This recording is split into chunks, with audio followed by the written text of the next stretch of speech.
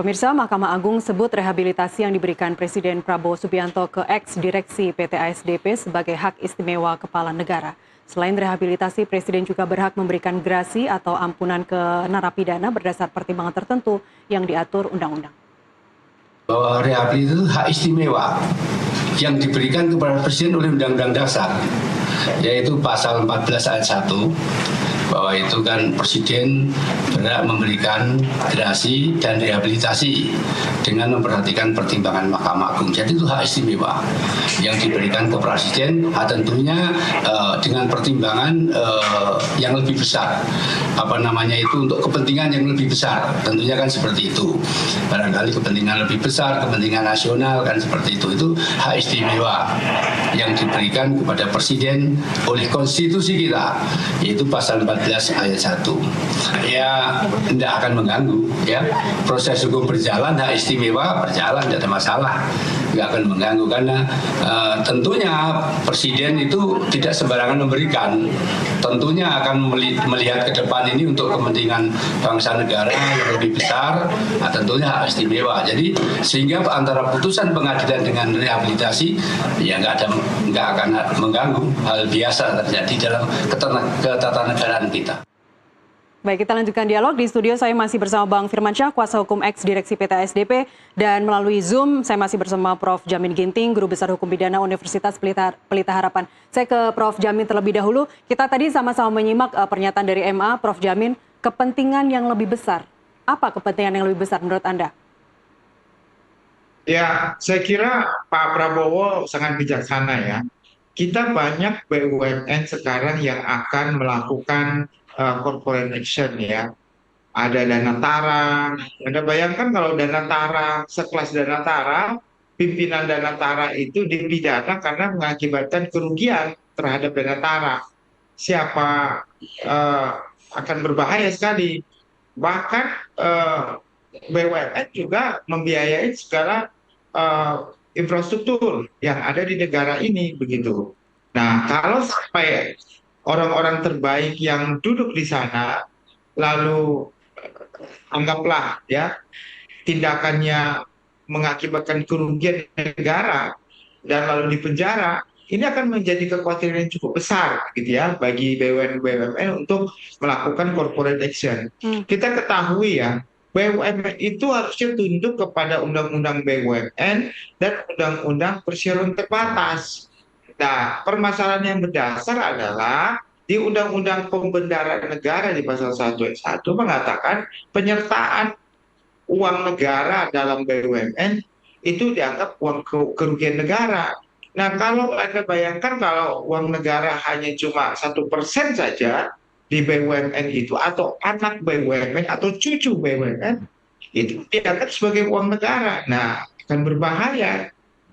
BUMN atau cucu BUMN atau anak BUMN melakukan corporate action karena nanti bisa dinyatakan korupsi. Nah, itulah nggak diperhitungkan ya dalam konteks penyidik dan juga KPK, kejaksaan, polisian.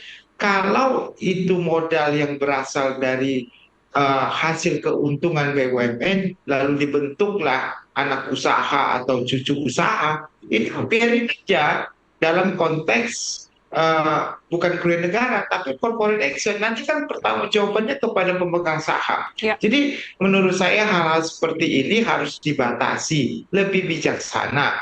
Kalau tadi ada suap, ada pemerasan, ya suap itu ada pemerasan, bolehlah pakai undang-undang tipikor. Kita ketahui di negara-negara Inggris, Amerika tidak ada pasal 2 dan pasal 3 seperti kita, nggak ada. Di sana itu ada pasal tentang penyuapan, bribery namanya, dan pemerasan begitu. Jadi semua tindakan-tindakan yang mengakibatkan kerugian negara itu bisa saja terjadi, tetapi tidak serta-merta itu adalah tipikor. Ya. Tapi Prof. kalau Jamin, dia sudah menerima uang, suap, ataupun pemerasan, itu baru boleh begitu. baik. Prof. Jamin, Anda melihat ada upaya kriminalisasi untuk direksi BUMN. Kita tidak hanya bicara ASDP, kita bicara BUMN pada in general. Saya kira kalau BUMN itu sebenarnya sama kayak PT swasta, cuma modalnya sebagian dari negara.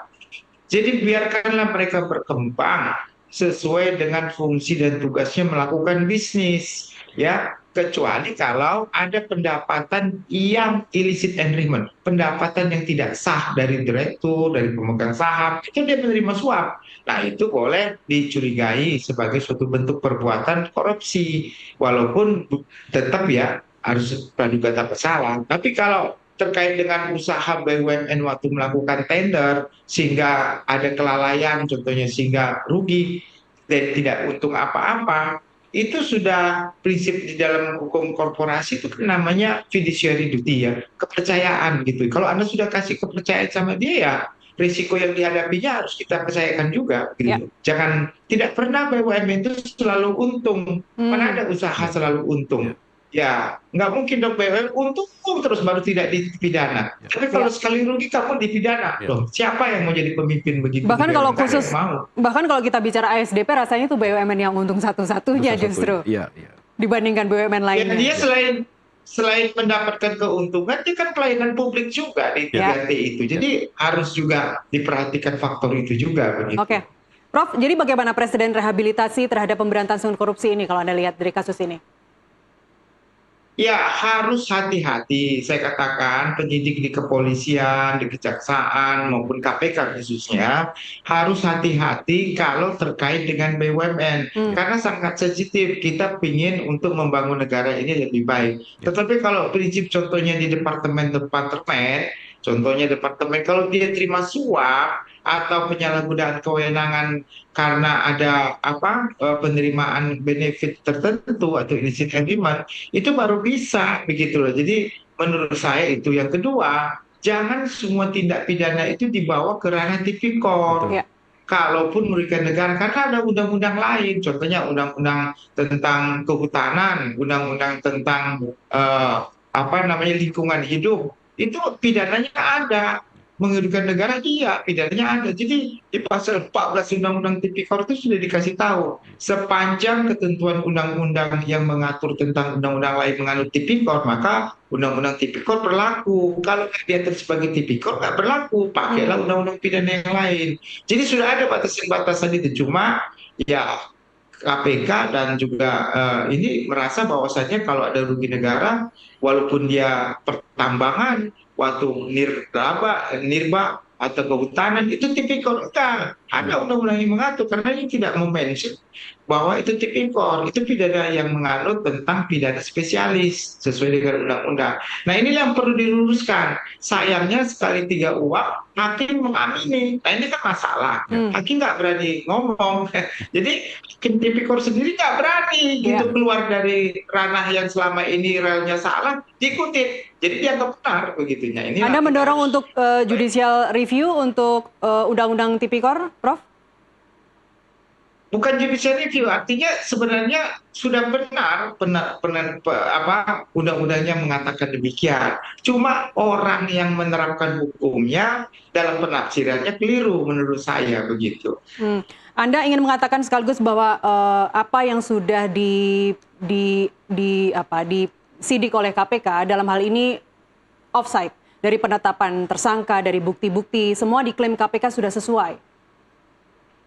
Ya, kalau sepanjang tentang BUMN dan direktur BUMN yang tidak mendapatkan keuntungan pribadi dan tidak bisa dibuktikan dia ada menyuap atau menerima pemerasan, saya kira itu harusnya tidak dijadikan ranah pidana ya, harus dibina ya, diawasi, dibina begitu. Apalagi kita sekarang ya di KUHP yang baru ya, yang akan berlaku 2 Januari nanti ya, 2 Januari dan depan, itu ada namanya plea bargaining, ada namanya DPA, yang mana semua itu dalam rangka apa?